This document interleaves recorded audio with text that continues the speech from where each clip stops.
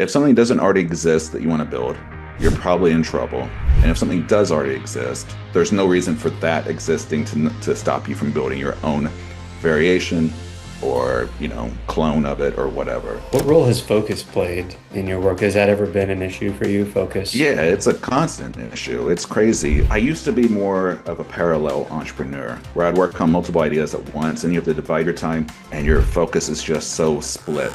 There's this saying of if you try to catch two rabbits, you'll catch zero rabbits. And I love that saying. Had you ever kind of done the cold email approach, like in other words, like built the database and then used the database to do the outreach? The trickiest thing for me with cold email is keeping on top of replies. And as a one-man show, that was hard. I've been leaning more into LinkedIn outreach. What sort of results are you seeing with LinkedIn? That's where a lot of my paying customers come from. It feels like LinkedIn just has more money to spend. So I'm joined by longtime entrepreneur friend, Stuart Brent. You've built and started 6 companies. What's the one mistake that you feel looking back that you kept making that perhaps you finally stopped making within the last year or two with saasyDB, your current startup? So my background, I'm a hot air balloon pilot as a hobby. I had an idea for a startup that would help train pilots for the written test in America. And I had somebody tell me, I was talking to a CFII, which is a certified flight instructor, like a guy that trains people who trains people on flying. And I told him the idea. He said, that already exists. Don't build it. And I listened to him. And the lesson there is like, if something already exists, it doesn't mean you shouldn't build it.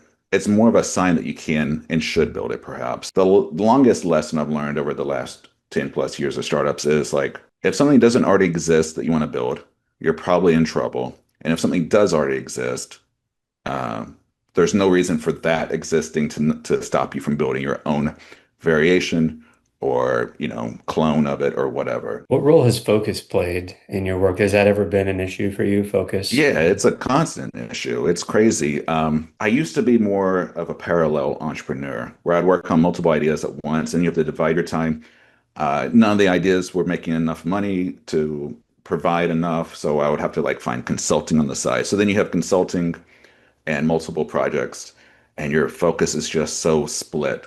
There's this saying of if you try to catch two rabbits, you'll catch zero rabbits. And I love that saying because you just can't, you have to focus on one thing. And so now the thing for my focus issue is just grinding and trying to figure out what the good priority task to go after that has high impact and actually sitting down and having a focus block of time and cranking it out, turning off WhatsApp notifications, muting my phone, not talking to anybody, not responding to anybody, putting on obnoxious techno that gets me in the flow state or close to it. You mentioned that it's a struggle. Was it easier before you had a family, or is it easier now to actually make progress quickly and I guess work or is it just like there has to be more regimentation, discipline? It is harder, or it's just maybe harder in certain ways. There definitely has to be more discipline. You have less wiggle room. You have to have more discipline to focus. I would say I have more of a reason now to work hard and to get my work done so I can come home and to focus on the family. The raison d'etre, that French term, the reason to be doing all this stuff. It's the kids. It's like I want to build something. They're kind of like the guiding path where it's like I want to build something where I can have a lifestyle where I'm available for them and flexible, but also like, make plenty of money to pay for everything they need. It's been about 9 or 10 years since the last time we spoke, because we not spoke, but that we did an interview like this. I Yeah. think at the time I was putting together our course, which included some bonus interviews with entrepreneurs like yourself teaching on a specific topic. And I think that may have been the reason why we did the interview. It was called the Six-Figure Sales Funnel. Up until that time, I didn't know how to build a bigger business than that, whether it be for clients or for our own company. I'm wondering if you're looking back, what are you most proud of in that time frame, and maybe if you want to give like a little bit of your story arc a bit in there as well. Essentially, 2006, I started a screen printing company in my laundry room of this row home in West Philadelphia. And I grew up to the basement and I grew up to a shop. And I do that for a few years and have an employee. I have a 2,000 square foot warehouse. It's like screen printing is this whole quagmire of like manual labor who you have to have skill and you can, it's just stressful. There you can make little mistakes constantly. I wouldn't recommend it as a business model. It's a treat. It's a very cool product at the end of the day, but it's just not the most pleasant lifestyle. So I liked the days which I didn't go to the actual shop in which I did marketing or the website work. So I kind of, I tried to do drop shipping and that stuff back in 2010, and that was nonsense. And and I got into startups. Um, 2013, I did a startup that was, it pivoted into feedback on online dating profiles. That didn't work. It was an interesting idea, perhaps, but um, it didn't get traction. Going through all this, never giving up and folding the companies, and never like falling back to having a full-time job. I've been self-employed 20 years, and it's just been a battle, but it's been interesting, stressful at times, very, very stressful. I mean, it can be like soul crushing when you like work and work and like your product gets a little bit of traction, but gets stuck quickly. And you're just like, I don't know what I'm gonna do. And then like, do I pivot or do I walk into traffic? What should I do today? And then you make it work and you find a new project and you just build a skill set and like, just like the stick to itiveness and the skill set is what I'm probably most proud of. It reminds me of this Hormozy quote that I saw on the way to the gym today, right before this interview. Just talking about like, when we base our identity on our intellect or being smart, which I feel I've been guilty of at times, and and it's easy to look at an entrepreneur or look at ourselves, look at our peers, and say, oh, like to think about in terms of intelligence or intellect. But what really matters, per the quote, which I'm just kind of paraphrasing, is that it's not about intellect. A lot of the time, we underestimate the power of just courage and perseverance, like the courage to launch, the courage to say, damn, like, in terms of probabilities, there's probably some bugs in the code, but I know that it's going to be a net benefit to launch the fucking thing and get feedback rather than build for another month and stress myself out anyway, and just trying to get Yeah. it perfect. Well, do you agree with that? Like, did you ever compare yourself to other entrepreneurs and say, damn it, like, why am I not, running a $1 billion startup already? What's going on? I try not to. I think there's the saying comparison is a thief of joy, and I agree with that. Like you can't compare yourself to other people. There's the whole imposter syndrome thing where you've like people that have made it, they feel like they shouldn't have made it, or they still feel like, they're not really there yet. And I've Hmm. almost felt like I had the opposite, where like I have the skill set, why haven't I made it big yet? And it's just, it comes back to focus. It comes back to like, what idea are you working on? Like, maybe you stick too long with one idea that's not really getting traction. Maybe you don't validate properly beforehand and you work really hard for a long time on something that's just fundamentally screwed, So I really try not to compare myself to other people. I try to have maybe like role models, like the founder of Card, that website building tool. Like he's a friend of mine from high school. So I've known him forever. And he's what I want to be when I grow up. He's a year younger than me, but he's always done so well. He's like modest and chill about it and like very low key. So I try not to compare myself to others, but I just try to find people who are doing something I respect and in a way that I respect and try to emulate them a bit. Yeah, I mean, I feel like for me personally, it's not a negative feeling. It is admiration. It's kind of like I feel as you do, like it's, the skill set and the data set is there. I think what trips me up the most is just focus and even focus like hour to hour, moment to moment. And it's like it comes Yes. in little decisions. I mean, I see, for example, everyone is going nuts, and maybe you identify with this too, about AI and vibe coding and ClaudeBot, aka OpenClaw right now, which for anyone who doesn't know, it's this open source kind of harness, if you will, for AI models to kind of take over your computer or a computer that you own and just kind of be your personal assistant. It's like Claude with arms is the tagline. And it's very easy to just feel a constant sense of FOMO if you think let yourself Yes. and just like get overwhelmed with all the information and think, or even just like forgetting external information. I mean, for example, for me, when I'm building day to day for Growbo, and I was showing you before we hit record here the cold outreach pipeline, which we'll talk about cold email and cold outreach coming up here. Building that, and then also wanting to build like an AI driven pipeline with Claude AI and other AIs to actually execute, and like the server infrastructure to actually be able to work on the th to build the thing that builds the thing, in other words. Yeah. And I'm trying to constantly challenge myself and use, for example, AI as a coach and just say like, hey, like what am I doing wrong? And it's constantly telling me, Matt, just do the one thing. Like don't necessarily build the thing that builds the thing. It's like, okay, you've done it, but now, you need to debug the cold outreach pipeline and just use it for that. Don't build this feature over here. Don't build this feature over here. I know you want to scale it up, but that's not the business. We got to get the cold outreach launched now. And I think that's what I come back to is like, it seems like that courage to launch constantly, and to constantly just go to market is and make it like almost where it feels like synthesized. Because in my mind, and I'll finish my point with this. In my mind, it's kind of a struggle to switch between kind of like builder mode and like perfectionist engineer mode, perhaps, and then marketing mode, where it's like you're putting it out there. You're gonna see the flaws like more in your face, but you're also gonna learn faster. Yeah, I think I mean, it's scary to launch almost. Like you can work and work and work on your thing and polish it, but you have to get it out there. If you launch your startup and people rip it apart, that's perhaps helpful because you know you've launched something that the market's not responding to. So you should take that as a sign of, let me learn from this, let me do something different. But it is easy, especially with like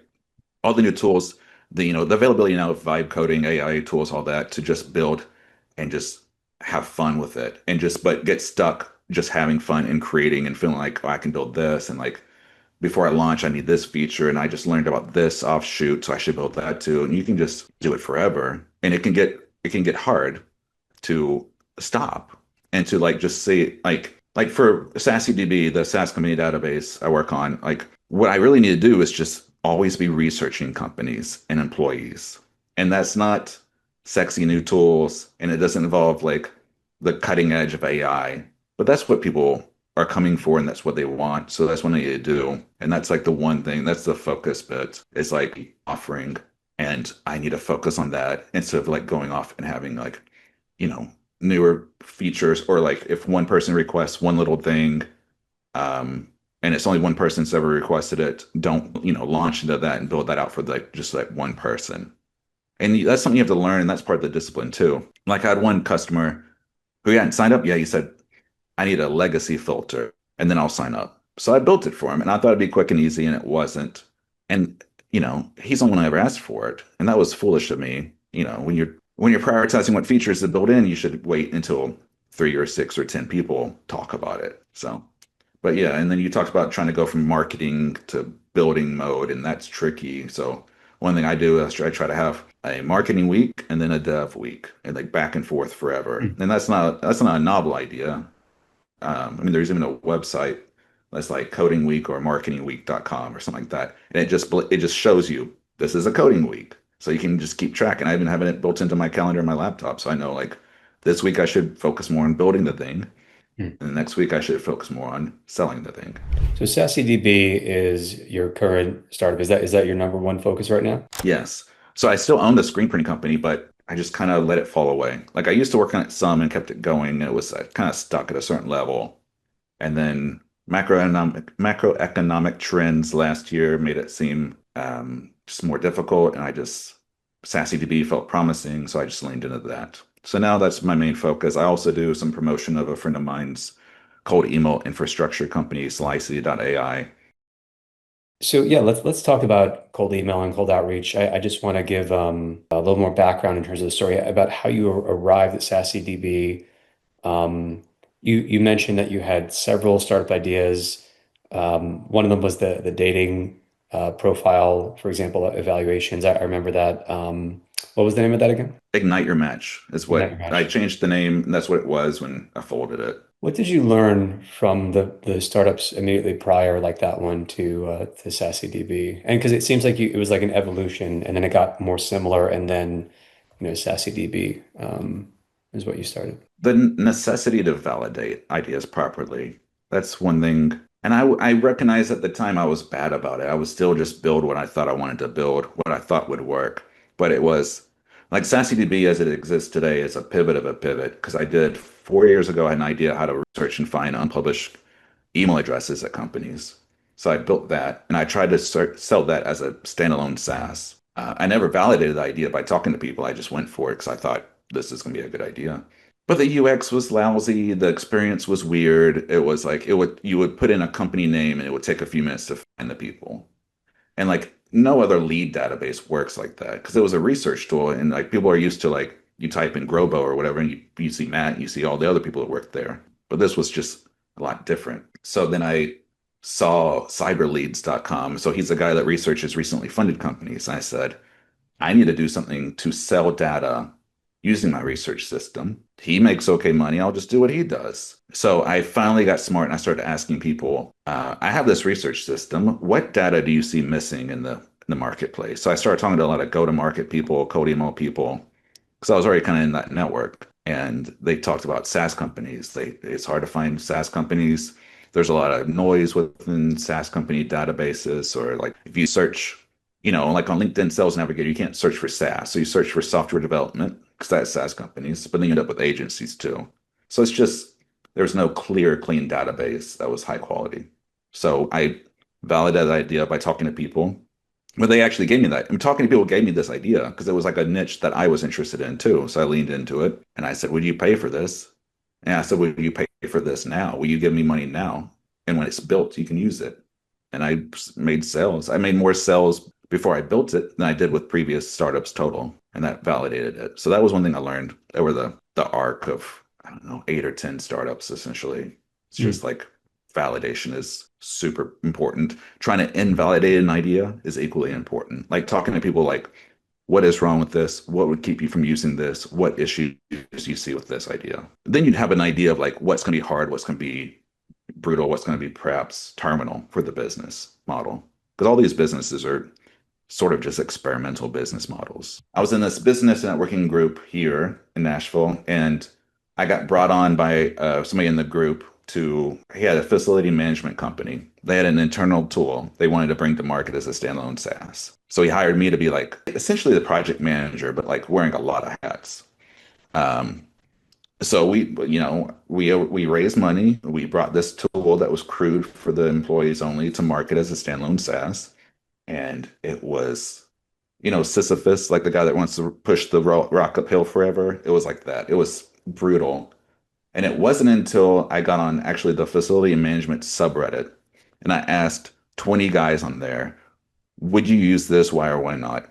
And they just shredded it and just completely invalidated that. But the issue there is we had already raised hundreds of thousands of dollars and spent 2 years building this SaaS that now I had a laundry list of reasons why it won't work. What So I what did it. was uh, what was their feedback? Why were they how were they shredding it? What did they say? It was like, so the idea of the startup was to get the floor map of your building and overlay it on a Google map and then mark where assets of the building are. Um, which seems like a great idea because then you can mark like where is the water shut off if there's a burst pipe? Where do you find like the fire department connection? Where do you maintain this and that? But the facility management guys were like, I'm already so busy. I don't have time to set this up. I know where everything is. Why? So I'm like setting this up for somebody else. I don't care. I don't even have floor plans to the building. I have floor plans to the building, but it's on paper. So like, how are you going to take that and digitize that? Hmm. Um, it was like they just didn't want to bother because like it was a lot of setup time for just not a lot of reward to them. So I guess the takeaway that you're saying from that is just go talk to the customer before building anything. I just like Yes, but yes, absolutely. Find out what they need. I mean, that's well known in the startup world. It's like find out what pain point you can really solve Mhm. and just talk to them, try to sell it before. But the issue with that is like so many people, myself included in the past, you just want to build your thing. You have this idea. You like your idea. You want to build this because maybe you want it for yourself and maybe you think the market will need it. But it's almost less exciting or it seems less fun to go like find another idea to build. Yeah, it feels somehow unsexy and vulnerable. For me, for example, over Christmas, the end of last year, I actually sat down with my dad, who is He's a very smart guy and very critical. And I found that even though it can be hard to hear it sometimes in the past, I wanted to hear what he had to say about, Growbo, the version that I was building at that time. And so I had him go through the onboarding process to kind of show him the idea, show him the concept. And I realized just from doing that one test, just one test, it gave me so much perspective and watching it. I was like, it's 22 onboarding steps. It's like this is Yeah. too much. And on top of that, I kind of realized like I want us to have a strategy where we're giving value up front because all these sign up steps, to, learn about the business, like some of them can be automated or just cut out completely so that we're taking as little as possible to give back as much as possible. And then we get the other info that we might need like later on at the appropriate time. And so from that one user test, we went from 22 onboarding steps to 11, and we changed our homepage from input your like a traditional headline, and input your web address to sign up, to a search bar where it's like more like a search engine. So you can kind of like actually browse to see, okay, is this relevant to me Mhm. before you even get started? And it's still a work in progress, obviously. But that was one really big insight that I got from just actually talking to someone who wasn't me, a useful perspective. Yeah. And it's so insightful. Because if you build the product, you know all about it. You know what everything does. You know what this is supposed to mean. And then you watch somebody use it and they're like, what does this do? And you're like, oh, of course you don't understand that. And so, yeah, trying to find other founders and just trading like feedback videos, like, and I try to do this for people, and I did it for you, record my screen, talk to my thoughts, ramble, and I'll send those out to founder bros, and they will be like, one guy said I wrote down like 25 ideas, and like I'm changing a lot of my UX. So it's important to try to find, and I need to be more intentional about this. Find people who trust and respect, and say, go sign up for my app, walk through it, record it, and I'll do that for you, and then we learn from it. Yeah, we'll come back to the user experience and the user feedback at the end here, but let's talk about cold email now because I think it's very relevant to where we're at the time of this video recording. I mean, the market is always changing, but 7 months ago, part of the reason why I wanted to start and launch the current version of Growbo, which we call the Growcial Network, it's basically like a social network for business owners, brands, influencers to team up to help each other like build our own distribution channels. You promote me, I promote you, or it could be an affiliate type of relationship. You can structure partnerships however you want, and there's mutual accountability, and it's just very kind of point and click easy to actually launch a partnership. And I think that it's also reminiscent of another startup idea. Speaking of like previous iterations of businesses that we both tried. Saber Blast was what it was called in 2014, and we got featured in TechCrunch, and we launched, and we had customers, but it just didn't stick because I didn't. It was a very different model. It was kind of around social media and like getting more traffic versus more of a focus on leads and sales and people actually making money from it. And it's just amazing how you kind of things kind of come full circle like that. But Mhm. what made me launch this was I just saw our SEO traffic over 2 years, a little more than that, like just start going down, down, down by over 80%. And this is not unique to us. I mean, a lot of people watching this, if you have a business that got any SEO traffic in the past, you probably saw it go down significantly too. And I said, okay, well, we got to get out there, we got to get our leads up. So we took this SEO traffic for granted, which we had built up over years. And of course, the reason was because answers just from AI at the top of Google search results, so people don't need to click. 65% of searches now end in no click, zero click searches, 65%. So we said we got to get out there. We start hustling on social media, and it starts to work. It starts to drive some traffic, but it's really not getting results, and it is kind of a treadmill. It feels a little bit performative, and part of that's my problem, just getting comfortable with it, I think. So then we also do ads at the same time. Again, I think everyone was kind of doing this because I noticed that like our reach on social media went down from a year prior because I think everyone was flooding into social media. There's more content being produced.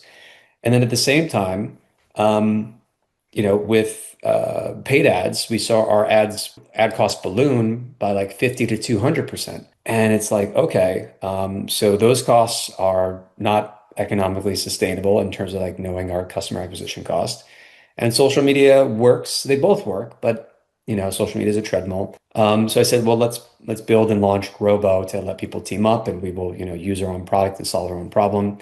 And we're off to the races now. We've launched privately, and we have customers. And Stuart is the first customer. Thank you, by the way. Yes, Very of much. course. Yeah, and with the way you're trying to facilitate these kind of relationships, getting to know people within the CodeML space, the GDM space, that was crucial for my current startup to work, is having just knowing other people who are they have a little bit of us, or they have the ability to cross promote. Like that is just one of the best ways. Like if you're thinking about building a startup in a specific industry, go hard into that niche, those groups, those WhatsApp groups, everything, because you need to talk to those people to get feedback, but also like trying to find them to cross promote. Just so not even like super formally, but like if you meet somebody who needs like, what he sells, you can say, "Oh, check out Tom. His thing is great." And like I don't know, your network could just be super helpful to try to accelerate that, make it more intentional. So it was cool to see. We have this cold outreach pipeline, which is going to be a key part of us actually growing and helping people become aware of Growbo and what it can do for them as a freemium tool or platform. And cold email has again like become much more popular now because of these problems that I just talked about.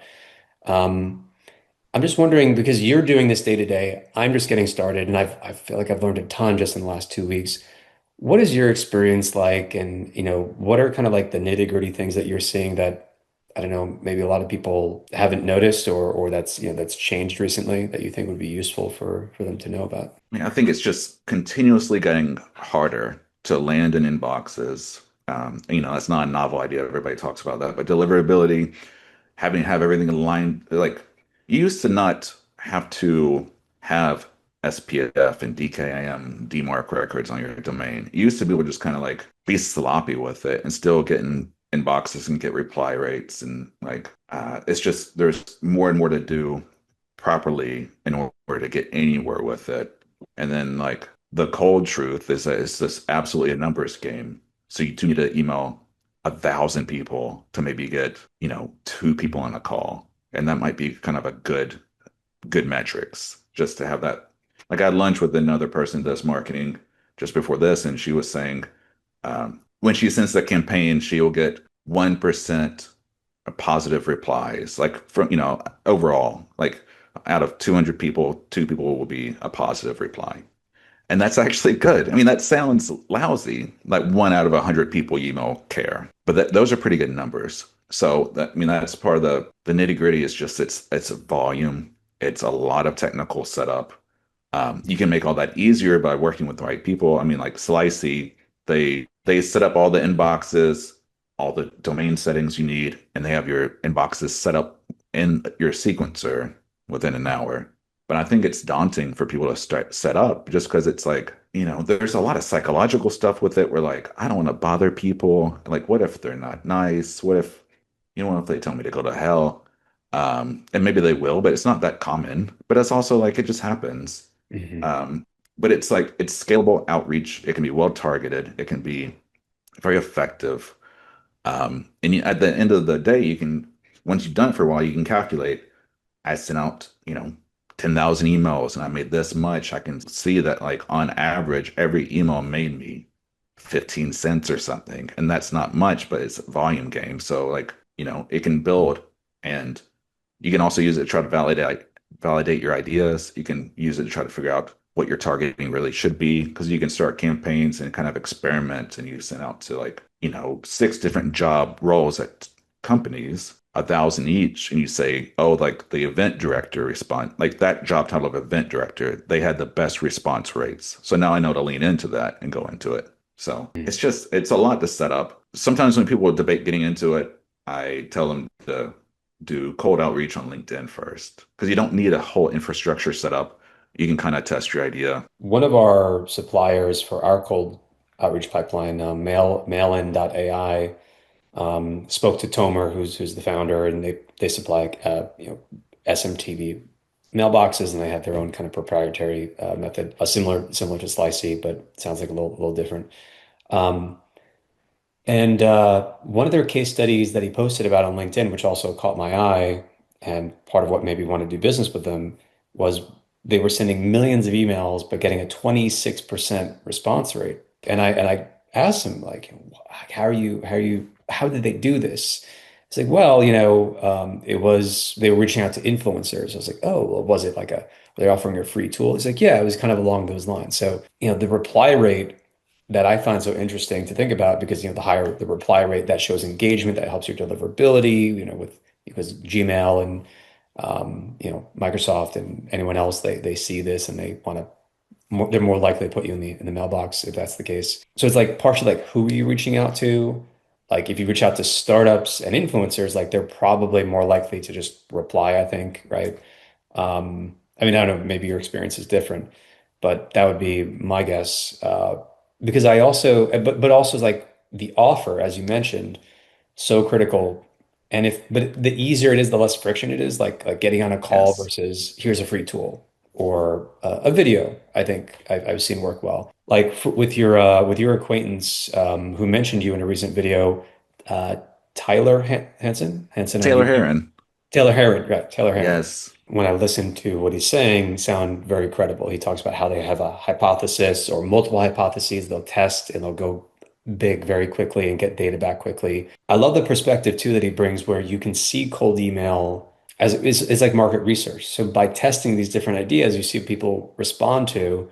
But one of his case studies was RB2B as well as Fixer, Fyxer. So Fixer is more kind of like business to prosumer B2P, and our B2B was more B2B is like a free tool that you put on your site and it captures email addresses of anonymous visitors. For those campaigns, they created such tremendous pipeline value in terms of leads and sales and signups because in both cases it was a free tool. I mean, I'm going to see how it goes with Growbo, but we have been manually sending like several hundred emails for one of our first customers, and we can experiment with doing it for you too. But this other customer, he signed up and he paid for the founding member package. He's got a skincare brand, um, and but still getting kind of a 9% reply rate, which was pretty interesting. It dropped down to 3 as we scaled it up, but Yeah, still. I mean, you can research, you can kind of segment your campaigns based on, the job role and then tailor your pain point that you speak to in the copy to the known pain points that that job role would have, and then increase your reply rate, and personalize a little bit more and increase your reply rate. So there's a lot you can do. And it's always be running new campaigns, be paying attention to what's commonly known as the more helpful methodologies and just keep running them. I was curious for saasyDB, had you ever kind of done the cold email approach, like in other words, like built the database and then used the database to do the outreach and then kind of almost like in a cycle? Or so I was curious about that. So I honestly have not been running campaigns because the trickiest thing for me with cold email is keeping on top of replies. And as a one-man show, that was hard. I tried to hire somebody to help me with the replies, and that didn't work out. So I paused my campaigns again. I've done campaigns to the saasyDB itself. And also I've used it since I researched people's LinkedIn profiles. I've used specifically that data and run LinkedIn outreach campaigns too. And I don't do enough of my own cold email campaigns as I should. I mean, I should just be doing more, but I've been leaning more into LinkedIn outreach. Hmm. But yeah, I try to dog food it definitely because, and also like when I'll have customers and I'll pull leads for them to if they're in a bind or whatever. And that's a good way for me to see the product and like actually use it because it's too easy to build it for users, but never use it like a user. Yeah. What sort of results are you seeing with LinkedIn? I don't keep metrics and but that's where a lot of my paying customers come from. I feel like, you're on LinkedIn to work basically. So I feel like it's easy to pitch on there. And have done a lot of marketing on uh, Twitter also over the years, but it's like LinkedIn has more, it feels like LinkedIn just has more money to spend. And it's easy to find on LinkedIn who is interested in cold email related stuff based on like they're commenting on threads about cold email copy or cold email tools. So you just like connect with those people. And I use a special CRM that sits on top of LinkedIn called Lead Delta. So I can like have them tag that they commented on so and so's post, and I know that's a cold email guy. So then I know they're a target and they're active. So then you just pitch them, and they definitely, it's even within cold email, this is still pretty niche. So to use saasyDB, you need to target SaaS companies and do cold email marketing or LinkedIn marketing. So it's like it's a pretty narrow target. So a lot of times I connect with them and they might not be pitching to SaaS, or they might say, I don't have any clients right now that pitch to SaaS, but I'll keep this in mind. So it's a great way to build almost like a customer audience for the future. Mhm. So and I definitely use the data within saasyDB. Like I have a daily drip feature. So it sends me right now specifically people who focus on revenue, like rev ops or head of revenue or chief revenue officer type people at SaaS companies. So that's who I'm connecting with to try to build up that audience. And Yeah. then once I'm connected, I can pitch them or just like be friendly and then they see what I'm doing. It's a quality database, and you have your proprietary research method for it, which I know is proprietary. But for anyone looking to do their own research, are there any, without revealing any secret sauce, is there anything that you would advise as far as that maybe a lot of people aren't aware of or don't know about for finding email addresses that are not going to bounce and that are actually going to get to a specific person? So no matter where you pull leads from, you should run the emails through a verification service. Mhm. Not everybody knows that. I mean, you know that because you're showing me your tool, but that's just crucial because a lot of databases will have static data, which decays over time. So no matter where you're getting leads from, you really should re-verify them because it's essentially a waste of time to email those people if they're not going to be if it's not a valid email address anymore, and it can hurt deliverability. So be sure to do that. Otherwise, there's leads databases, like Apollo is the biggest one. Everyone uses Apollo, but everyone uses Apollo. So that's like its biggest flaw because the people in that database are getting pitched by everybody. Maybe the smart people and maybe the dumb coding marketers that are like more annoying and bad pitches. So if you're using the bigger databases, you're going to get lower response rates just because those people are already pitched a lot. So they get into pitch fatigue. It's like, the same if you got cold called all day long, you're not going to be happy with any of those people. But if you only got a cold call every once in a while and it's actually a relevant offer, you might, get somewhere with it. So that has a lot to do with reply rate too, is trying to find more niche databases and not just using the huge ones everybody uses. Just use less well-known databases, essentially. You're going to have better reply rates. And just be aware that some of the cheap providers are essentially getting leaks of old databases and then they repackage it and they sell it for like $50. And like that's going to be kind of garbage. I mean, you get what you pay for in life, especially with like lead databases. So, two questions to wrap up. One is kind of a build in public question that I was alluding to earlier. So, I want to tell you my theory, and I want you to feel free to be brutally honest, as customer number one. Um, so, what my theory is that, like, I think a big reason why we're not growing as fast as we are and why the market isn't like ripping the product out of us. Like there was this story when I was in college about, YouTube and how they were acquired by Google for 2 billion at the time. And the market was just ripping the product out of like they wanted it so much and you can embed these videos, you can watch it streaming, it was stable, it was scalable infrastructure, all this good stuff. Um, I haven't seen like huge adoption yet, and I've maybe sent like two launch emails. This is a big factor. This is a big, big factor. Okay.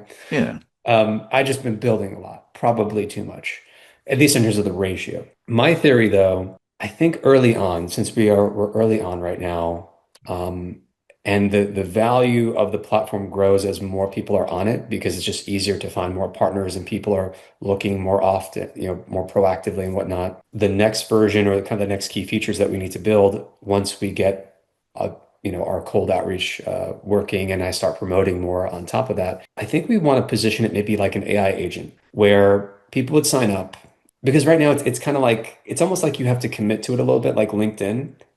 But you know that everyone is on LinkedIn. Like people are there, the profiles are real and everything and they're all real on Growbo as well.